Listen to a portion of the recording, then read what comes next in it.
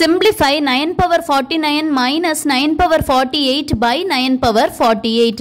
First given எழுதிரலாம் 9 power 49 minus 9 power 48 by 9 power 48.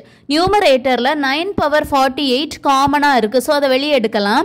9 power 48 into இதுல 9 power 48 போனா balance என்ன இருக்கும்? 9 power 1 இருக்கும். So 9 power 1 minus இந்த 9 power 48 அப்படியே வெளியே வந்துட்டு so இந்த இடத்துல 1 இருக்கும் by 9 power 48 which is equal to 9 power 48 bracketல 9 power 1 is 9 so 9 minus 1 we get 8 by 9 power 48 இந்த 9 power 48 9 power 48 cancel ஆயிரும் நமக்கு மீதி என்ன கிடைச்சிருக்கு 8 மட்டும் கிடைச்சிருக்கு so answer is option D 8